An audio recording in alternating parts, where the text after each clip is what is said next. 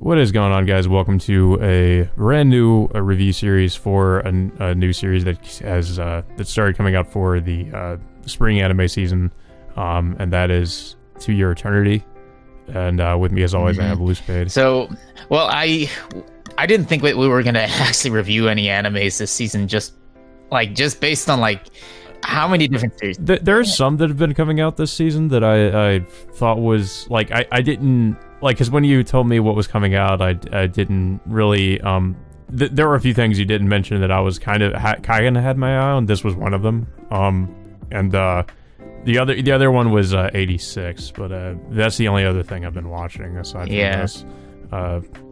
Yeah, I mean, I haven't had a lot of interest in a lot of other stuff unless someone recommends them to me. So it's gonna be a while for me to catch up on other stuff. Hell, I'm still behind on Jujutsu Kaisen for one thing, so I need to catch up on that. But the only other show I've been hearing about is what was it called, Vivi, which was written by the writer for ReZero, and apparently that's like a dystopian sci-fi series or something.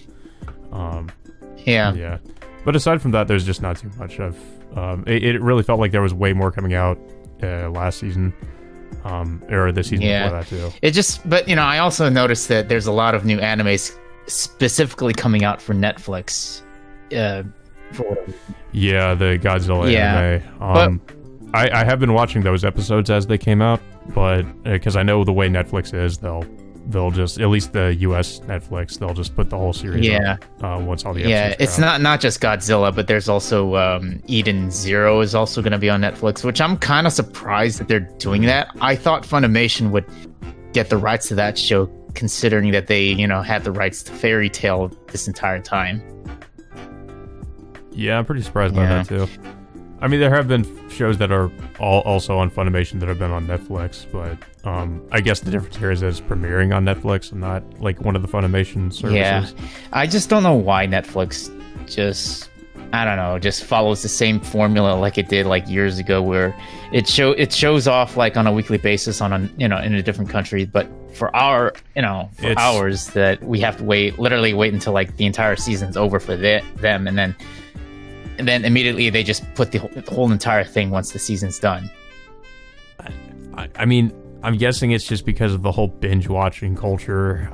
They want to put everything up so everybody just binge the entire series at once. But it's weird because they don't do that for Netflix Japan or anything. It's just for the American one, for anime, for instance, they'll just wait. It's just Netflix. Netflix is the only service that does that. All other services the anime services, Disney Plus, Amazon, all the other stuff have been releasing their new shows on a weekly basis. But I'm just curious as to why Netflix just continually follows this formula they've been doing for years. But I don't know. Yeah, I mean, but yeah. So regardless of that, this is a series that I've kind of heard about before, but I've been meaning to check out because it's written by the same writer as Silent Voice, and I was gonna read the manga, but then I heard it was apparently that it was getting an anime adaptation. So I didn't even really know about that until recently. So I kind of was interested in checking this one out. It is pretty different from a Silent Voice, however, in that this is more of a. It's hard to describe. I guess this is more like an adventure series with supernatural elements, and of course a certain dramatic element as well, which is pretty different from a Silent Voice, which is more like more of a drama and more just, I would say, character focused. Yeah.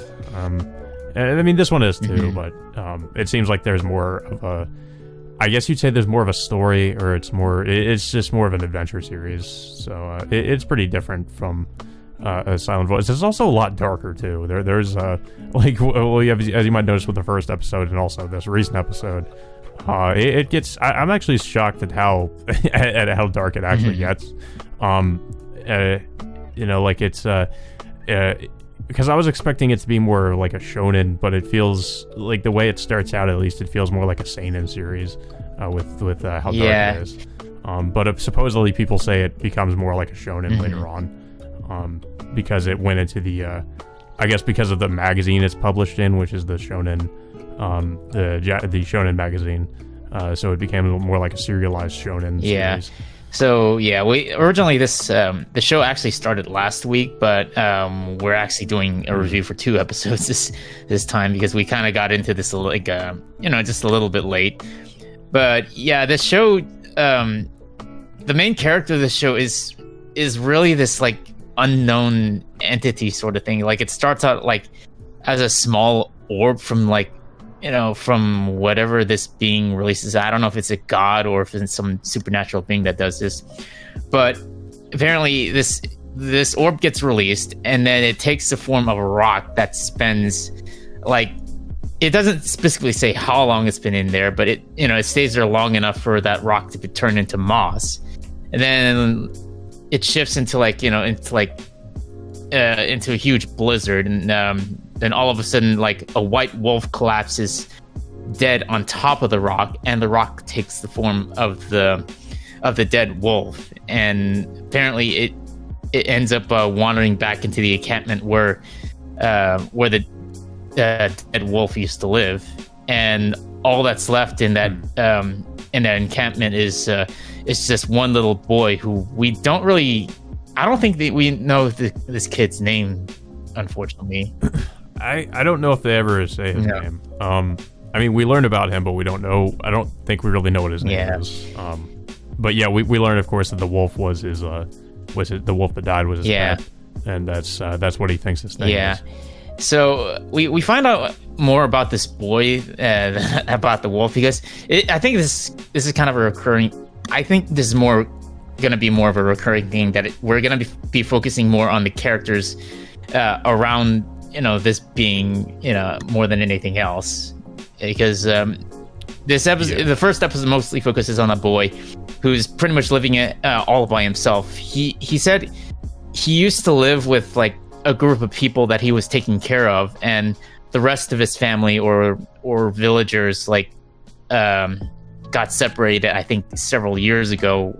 But with him being the only one, he decides to venture out and try to find the rest of his family or other people in another village somewhere like in the mountains or somewhere far off, like in the blizzard, wherever else.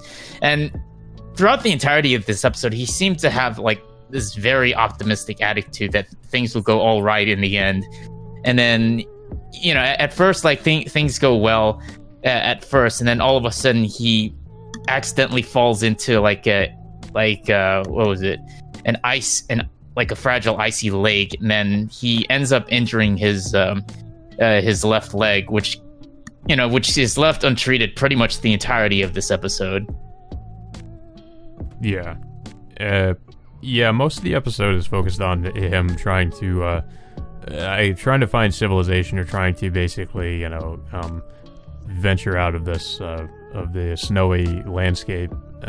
But he's basically following these markers, and they don't really they don't really end up leading anywhere. I don't think. Well, I think he eventually does get there. It just seems like he just runs into this village that is already deserted or just completely consumed. Oh yeah, right. Yeah. And then this episode just gets really depressing. Just the more this goes on, it's like he eventually reaches the village, and then he finds that it's like literally nobody's there. Either like it's already abandoned, or the people that lived there already died, and he just completely, the boy just completely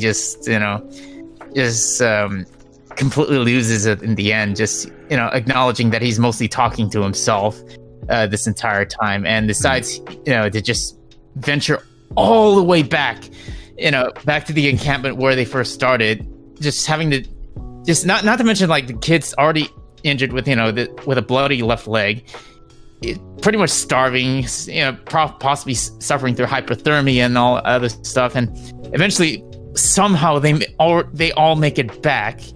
And then of course, well, the boy's condition just doesn't get any better from there. He just completely suffers through his injury, like, gets gets sick, and also the fact that there's no food around the encampment left, so he's basically just starving to death altogether. Yeah, it gets pretty depressing because we just watch him basically just slowly die, succumb to his injury and the hypothermia he's probably suffering from, and he pretty much at the end of this episode just falls over dead. And I think there's one scene where I believe we see him at, I guess it's the afterlife, because he sees all the other villagers that used to live with him, and he just kind of walks off. Yeah. But before this, like, he decides to just get out of his bed, and it decides to just rest in the chair. And of course, the last thing he talks to the wolf, well, this entity taking form of the wolf, just making the last request to remember him, long after that he's gone. So he, unfortunately, he does end up passing away, and supposedly he does move into the afterlife, meeting all this other people that have died, or supposedly the people that he was supposedly wanted to meet in the other village. So there's that, and then of course the wolf eventually turns into the form of the boy that ended up dying. So, and then soon afterwards, this thing, or whatever this thing is, decides to venture off on its own to try to find other people or other civilization in the end. Yeah. That's pretty much how the first episode ends. Like, and I think it was a pretty good start to the series. I don't really think we're really going to have our questions answered about, like, what this thing is exactly, and maybe we will, but I don't know. I just don't really think that's, like, the point of the series. They probably will leave that fairly ambiguous for most of it, I would imagine. But yeah, I mean, I did like how, because I mean, as far as I know, the form that he takes in this episode is replicating the original, replicating the boy is the form that he keeps, like, for the whole series. So I think that was interesting. Because he says he wants the boy wanted him to remember him, so I guess this is his way of maybe, like, honoring that request. Is that he just keeps that. Yeah. form. And so it does eventually move on to the next episode, where it continues, where this entity just continues to journey on. But of course, like, one thing to point out is, like, there is a narrator that that tells the story of what the thing is doing the entire time it's been journeying around for how long it's been doing so. And we get told that it does end up dying at least, it said 6 different times, and of course one time, like, I think the first time because, like, this thing is in a human form, it needs to have, like, sustenance, and apparently it's been traveling for how long that it ends up dying of starvation, and it took at least like 6 days or about a week for it to regenerate or come back to life soon afterwards. And then we see, like, a montage of on the several different times that it ended up dying. Like, it got crushed to death by some kind of rock avalanche, or it died of starvation again, or just, like, fell off a cliff, and then of course that the last time, like, we see it die is it gets mauled by a bear. Yeah. And it seems like that bear also might have some relation to what happens in this episode too. Yeah, it's like, this episode starts focusing on this one girl who's, like, a part of, and like the majority of the episode focuses on her too. It's like this girl is part of this group of like tribal people, and we basically learn about we learned about her, and also just these people worship, like, a deity, and they want to sacrifice, like, in order to appease this deity, they have to sacrifice, like, I suppose, like, a pure child or something. It's a child who's untainted to their god, for I suppose just good fortunes or something like that. It's pretty much like, I would say this aspect of the series is, I mean, this is pretty much, you've seen this kind of thing before with like these, with a village, wanting to sacrifice somebody for either like good crop, their crops will grow, or just do like a human sacrifice in order for good things to happen to their village. It's pretty much it's pretty similar to a lot of other things I feel I've seen before with that aspect. Of course, the little girl whose name is March, just a completely, well, initially she was oblivious to it at first, but then she realizes from her parents that she's going to end up getting sacrificed, and she pretty much lashes out at the people that are in charge of the entire ritual process. I think the way it works is like they need to journey like several days up to the mountains, and then have her like go into like a permanent sleep up there, and then the people like come back a year later to get her remains soon afterwards, and that's that. So yeah, I mean, like, of course parents like were initially reluctant but have no choice in the end, and then of course they March and the other people like eventually venture off to the mountains, but there's just like one other character we also get introduced to her sister, and like her sister seems to be against this whole thing because she seems fairly upset. Which I mean, we also get as we get introduced to her, and then there's this other character I forget the name of. Like she seems to have some kind of like confrontational relationship with her or something, because as we see how she reacts when she talks to her, this one woman is basically, I guess, sort of like the enforcer of the village or something, because she's very very like she's trying to enforce all the rules, because when her sister in one scene like tries to go off with her, she's like, you need to attend the ceremony or whatever, you can't go off. So she seems to be more like, I suppose, more like a villain character for this story arc, I guess.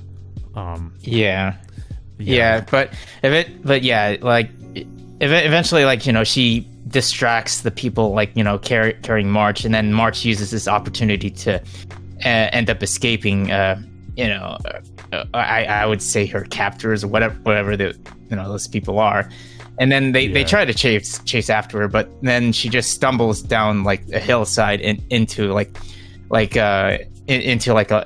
little marsh or something like that, and that's where she runs into like the corpse of this thing that that we saw before, and eventually he like the state he's in is in a really bad shape. I mean, you can like literally see his inside. This must have been after he got mauled by the bear. Like, because it looks like he's like half of his face is gone, and like half of his body's also been like torn apart. And his eyeball is like hanging out like at one point. It's that's like the first thing she sees is like the eyeball like just like floating up on in the marsh, and then the way he looks is pretty horrifying. It's like half his face is like completely gone, but then.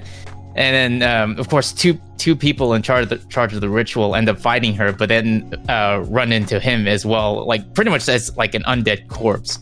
And then they just, it ends up freaking them out, and then they just completely stop chasing after March. Of course, like they run back to the ritual enforcer, just recommending that they couldn't find the girl, and they're afraid of this monster that they found. Down on the marsh or the lake below, so they recommend like finding another pure girl for the ritual instead. Basically, if they can't find her, then it's implied they're going to use her like one of her other siblings for the ritual. And of course, but of course, the rest of this episode focuses on March alongside this thing. Like, of course, the thing never really talks all that much, and it seems like it still has the mentality of of the dog it took the form of in the previous episode, as evident as the way that it eats. Whenever March took one of the pears from up in the tree. She just throws him food, and he just eats it like a dog. and of course he can't talk or anything. And like, you know, she's trying to get him to talk, and I was kind of hoping that maybe he would say something in this episode, but he never talks. I mean, so. she tries to have him talk at one point by saying, you know, thank you for the food and all that stuff, but then like, he just doesn't utter a single word. And you know, they end up sleeping like at one night, and then she ends up having this nightmare, thinking like about the consequences of her escaping, and then having another girl being sacrificed in her stead instead. You know. Yeah, I mean, like we actually see them being eaten by, I'm assuming, the bear that we saw in the beginning of the episode. And that's what I mean. While this series is not afraid to get really dark at times. Like I was surprised they even really showed that. But yeah, of course, you know, she wakes up from the nightmare and she tries to, and she wakes up before he does and just walks off. But he eventually ends up following her, kind of, you know, basically still acting like a dog in that way too, just following her, kind of like a lost puppy or something. And she continues to just throw him food. And you know, at one point she jokes and says like, I'm like your mother or something, and that's something we learned about her character too early on in the episode, that she wants to be a mother. So I guess in this way she kind of might, you know, it feels like a mother or something. Yeah, I mean, it seems like, you know, she's another person that will leave a strong impression on him going forward. Yeah, I mean that's the whole thing, is like almost everything like this thing runs to like gives him a strong impression, and it ends up either imitating or like or just learning from, you know, whatever this thing runs into. Yeah. Yeah, I guess that'll probably contribute to this thing's development as a, you know, I guess as a person or whatever. You know, he just starts to learn more about humans or whoever he encounters throughout his time. You know, of course he's immortal, so I'm guessing the series is going to transpire over the course of maybe hundreds or thousands of years even. So, you know, assuming he can just live forever, basically. And eventually, like, he is going to have to learn some, like, you know, some basic human, behavioral behaviors, I think. And eventually it's going to... Yeah, I'm just wondering how long that'll take, if he's going to learn it in this part of the series or maybe sometime later. But we also did learn that this is going to be apparently like a 20-episode season, so it should cover a good majority, I'm assuming, of the manga. But you know, the manga is also still ongoing, so this will probably cover a good majority of, I guess, the first half of the story. Yeah. I mean, I don't mind that, you know, this main character is like immortal. I think the main point of this thing's journey is just to basically learn along the way, you know, the longer it lives, and eventually it's gonna have to endure loss as well. I mean, it already endured like loss when he first met the boy from the abandoned village from the first episode. So I'm kind of hoping this isn't something that also ends in a very tragic way, where, you know, the girl is going to die or get sacrificed in some way. I mean that. But I feel like it I don't know. I just I feel like there's some red flags, but hopefully not. But I mean, I feel like that would also contribute to leaving an impression on this thing if something bad were to happen, or, you know, to this girl or maybe somebody else. Yeah, I mean, but yeah, the second episode just kind of ends abruptly, unfortunately, and honestly, I thought the episode would go a little bit longer than that, but we have to wait until like next week to see what happens to this little girl, like, you know, named March, and how this being is gonna how it's gonna leave an impression on this being, you know, that's interacted with him, you know, throughout this entire episode. Yeah, I will say that so far I'm pretty invested in what's happening in the series. I'm definitely interested to see what happens next. I do like the premise of it. I mean, in a way, it is kind of unique in that the main character is this like ambiguous thing, and it's like more, I guess you would say, like a shapeshifter or something, and it's also immortal, and it just learns from everything around it. Like I think that's, I mean, I can't really think of anything else that's really similar to that. So I mean, I think it is at least a fairly original idea in that sense. So yeah, I definitely, so far I'm definitely enjoying it. And yeah, I also think it, in terms of like the opening as well, I was actually surprised that Utada Hikaru was doing it. Like when I heard about that. I mean, for those that don't know, like she's the main singer who did like all the Kingdom Hearts openings, and just recently did the ending song for Evangelion 3.0 plus 1.0. Yeah, I am glad to see that she's doing more stuff and doing more anime, or doing more music for anime again. Yeah, I haven't. I can't remember the last time she's done something like this, other than Kingdom Hearts and all that other stuff. I mean, that's the only thing that she's recognized for, is like doing a lot of Kingdom Hearts stuff. Yeah. But yeah, I don't have too much else to say about these 2 episodes. I don't know if you have anything else to say. I mean, honestly, I like the first episode a lot better than I did with the second episode. Yeah, I would have to agree. Because the second episode just kind of like dragged out a little bit, and it kind of had like this abrupt ending, which like I thought this would go a little bit longer than when it did. But yeah, we would need to wait until like next week to see what happens. Yeah, but so that all being said, guys, until next time, we will see you all later.